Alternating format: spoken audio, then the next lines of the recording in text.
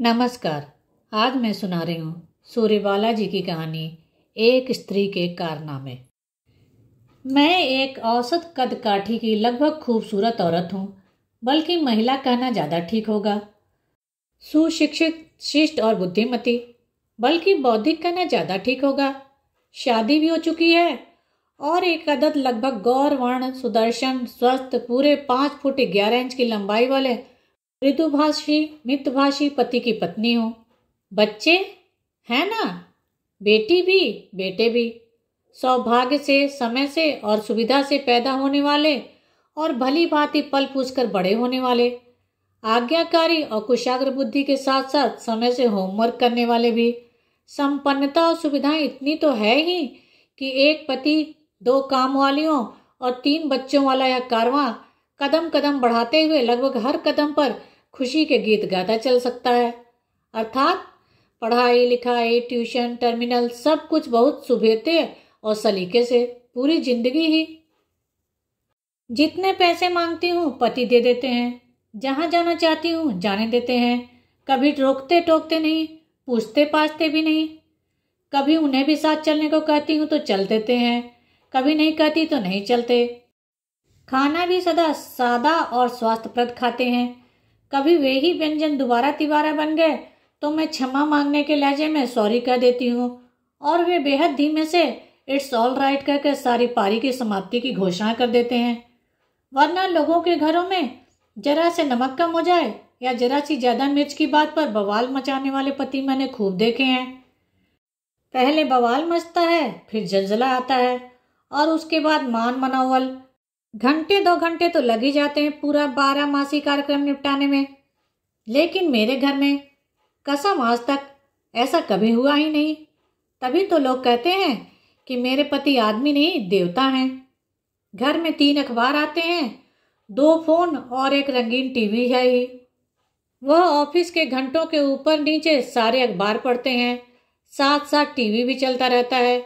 जिस चैनल पर जो आता है देखते हैं, जो चैनल लगा है उसे लगा रहने देते हैं, जैसा कार्यक्रम आता है आते रहने देते हैं। परेशान कभी नहीं होते, समय काटने की कोई समस्या ही नहीं उनके पास। आपसे आप आराम से कटता जाता है। वरना कितने लोग तो समय को लेकर ही तमाम उठापटक किए जाते हैं कि कैसे काटा जाए और कैसे बचाया जाए। मेरे पति को ऐसी कोई उधेड़ बुन नहीं व्यापती। वह ऐसी हर समस्या के मूर्तिमान समाधान होते हैं। यही कारण है कि लोग उन्हें आदमी नहीं देवता कहते हैं। लेकिन अपनी क्या कहूँ, कहते भी शर्म आती है। उनके देवत्व को संभाल पाने का शऊर ही नहीं मुझे। वह जितने देवता होते जाते हैं, मैं उतनी उतनी बेशऊर, बेढंगी। हंसती हूँ तो खिलखिलाकर हंसती जाती हूँ और रोती हूँ तो बेतहाशा सावन भादों की झड़ी लगा देती हूँ। और गुस्सा तो मेरी नाक पर रहता है, वह भी बेवजह। बात बेबात भड़क पड़ती हूँ, अक्सर बिना बात। अपने देवता समान पति पर भी अच्छी तरह जानती हूँ गलती सरासर मेरी ही होती है। फिर भी वह शांत भाव से कभी इट्स ओके कह देते हैं, कभी सो सॉरी। पड़ोसियों का कहना है कि आज तक कभी उनकी आवाज़ नहीं सुनाई दी। बात सच है। जब घर की घर में नहीं सुनाई दी तो बाहर कैसे सुनाई देगी। मान लीजिए छुट्टी के दिन वह बाहर निकलते दिखे तो मुझसे रहा नहीं जाता। बस पूछ बैठती हूँ, कहीं जा रहे हैं क्या? हाँ। कहाँ? बाहर। बाहर कहाँ? एक किसी से मिलने। किससे? तुम उन्हें नहीं जानती? अच्छा, कब तक लौटेंगे? जल्दी भी आ सकता हूँ, देर भी लग सकती है। वही तो मैंने पहले ही बताया ना, मृदुभाषी और मितभाषी। बताइए, इसमें जरा भी कोई बौखलाने वाली बात हो सकती है? नहीं ना? तो भी मैं तकरार पर उतारू हो जाती हूँ। उनकी सारी सदाशयता ताक पर रखकर राह ठान लेती हूँ। एक बार तो मैं सीधे शिकायत पर उतर आई। आप तो मुझसे कभी बात ही नहीं करते, सारा समय अखबार, टीवी, कंप्यूटर, फोन।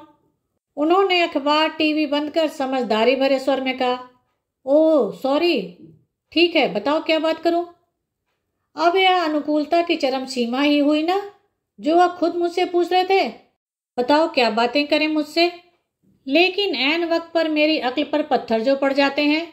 हड़बड़ा कर सोचने लगी कि इनको क्या विषय दूं मुझसे बात करने के लिए। घबराहट यह भी है कि वो इंतजार कर रहे हैं और मुझे कुछ सूझ ही नहीं रहा। हकला कर कहती हूँ, अरे और कुछ नहीं तो यही कि आज पूरा दिन ऑफिस में कैसा बीता। दिन भर कितनी बड़ी बड़ी चीजें घटी होंगी, वही कुछ। Oh yes. उन्होंने याद करने की कोशिश की और स्थिर भाव से बताने लगे। मैं मन लगाकर सुनने लगी। जब वो सुबह ऑफिस पहुंचे तो उनका चपरासी प्यारेलाल हमेशा की तरह दूसरे चपरासी कामता के पास खैनी मांगने गया हुआ था। ऑपरेटर भी देर से आई। पैकिंग में 10:30 से गो स्लो शुरू हो गया, इसलिए कायदे से माल की जो लोडिंग 3:30 तक हो जानी चाहिए थी वह 5:30 बल्कि 5:45 तक चली। बाहर खड़ी ट्रकों को ज्यादा इंतजार करना पड़ा।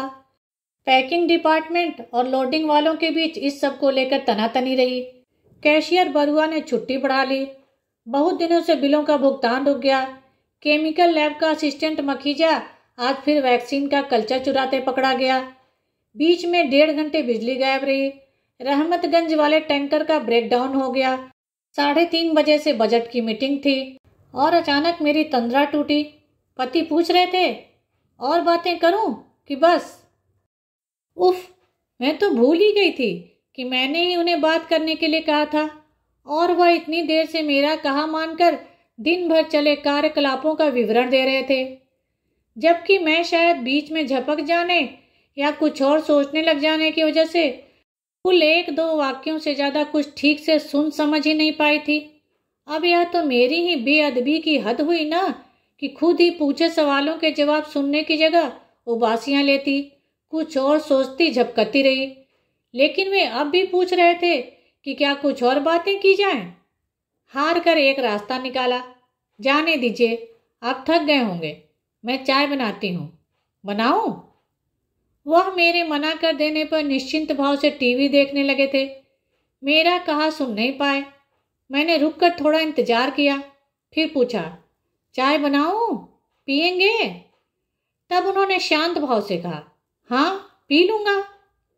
मैं अच्छी खासी समझदार पत्नी की तरह किचन में गई, पतीला गैस पर चढ़ाया। इतने ही में बस पता नहीं क्या हुआ कि मेरे अंदर झल्लाहट का भभका सा आ गया, एकदम पागलपन के दौरे की तरह। दिल दिमाग की सारी समझदारियां धड़ाधड़ ध्वस्त पस्त होने लगी, जैसे कोई तोड़क दस्ता विध्वंसक बुलडोजर अचानक कतार से खड़ी सलीकेवार इमारतों को तोड़ने ध्वस्त करने पर उतारू हो जाए। इस तोड़क दस्ते का आक्रामक संचालन मैं ही कर रही थी और इसे रोकने की घबराहट भरी चीख पुकार भी मैं ही मचा रही हूँ। शोर शराबे के बीच जो कुछ थोड़ा बहुत सुन समझ पड़ रहा है उसका आशय है पी लूंगा। क्या मतलब? कोई एहसान करोगे क्या मुझ पर? कायदे से यह नहीं कह सकते थे कि हाँ हाँ बनाओ, मेरा भी दिल कर रहा है चाय पीने का? या फिर यही कह देते, ऐसा करो जरा अदरक काली मिर्च डालकर तड़कदार चाय बनाओ, ठीक? इस किस्म की सारी इमारतें नाजायज, सारे निर्माण अवैध, सब गिरे ढहे ध्वस्त पस्त, मलबे पर सिर्फ एक मनहूस सा टंगा है, पी लूंगा। लेकिन यह सब मेरे अंदर वाले लोग की माया है। बाहर तो गैस पर चाय का पानी खौल रहा है और ट्रे में बदस्तूर शुगर पॉट और मिल्क पॉट के साथ चाय की प्यालियां सजी हैं। अचानक फिर से मुझे जाने क्या होने लगता है। चाय का पानी मेरे अंदर खौलने लगता है। बर्नर की लपटें तेज और लपलपाने लगती हैं। यहाँ वहाँ सब कुछ दहकने तपने लगता है। दिल दिमाग बेकाबू एक वहशी उत्तेजना की चपेट में। और अचानक मैं खुद को रोकते न रोकते चाय की पत्ती और कुटी अदरक के संग पूरे चम्मच भर काली मिर्च की बुकनी खौलते पानी में डाल देती हूँ। और अब मैं सांस रोक धड़कने समेटकर उन्हें चाय का पहला घूंट लेते देख रही हूँ। अब बोले, बस अब। उफ, मैं ज्यादा इंतजार नहीं कर पाती। क्यों, क्या हुआ? मैं लगभग बेसब्र होकर पूछ बैठती हूँ। काली मिर्च खूब ज्यादा पड़ गई है ना? बोलो बोलो बोलो ना। हाँ। तो मैं धड़कने रोक कर पूछती हूँ। It's all right. क्या? मुझे अपने कानों पर विश्वास नहीं होता। मेरा मौन बहशियाना हो उठता है। बात कैसे नहीं? साफ साफ क्यों नहीं कहते कि काली मिर्च झुकी हुई है चाय में। चाय चरपरी नहीं बल्कि मिर्च का शोरबा है, और यह शोरबा मैंने बनाया है जानबूझकर, जिससे इस घर में बिछी बर्फ की सिल्लियां चकनाचूर हों। बर्फ फिसले तो पानी बहे और हवा अलकोरे, तूफानी ही सही।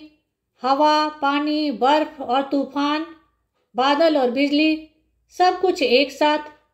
बहुत हो गई देवताई, थोड़े ही सही हैवानियत पर भी उतरा जाए। यह अष्ट धातु के सांचों में ढली जड़ मूरत चिटके और हाड़ मांस के एक साबुत आदमी से साबका तो पड़े। लेकिन मैं इंतजार करती रही। कोई तूफान नहीं आया, कोई बिजली नहीं कड़की, न बादल न बारिशी। ग्लानि से भरी मैं चुपचाप उठी।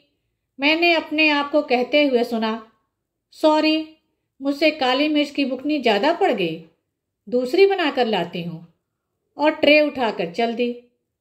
आपको अपनी आंखों पर विश्वास नहीं आता ना? मैं खुद हकबकी हैरान सी देखती हूँ। मेरे देवता समान पति और मैं शांति से साथ साथ चाय पी रहे हैं। धन्यवाद। मेरे चैनल को लाइक करें, शेयर करें और सब्सक्राइब करें, जिससे सभी कहानियाँ समय पर मिल जाएं।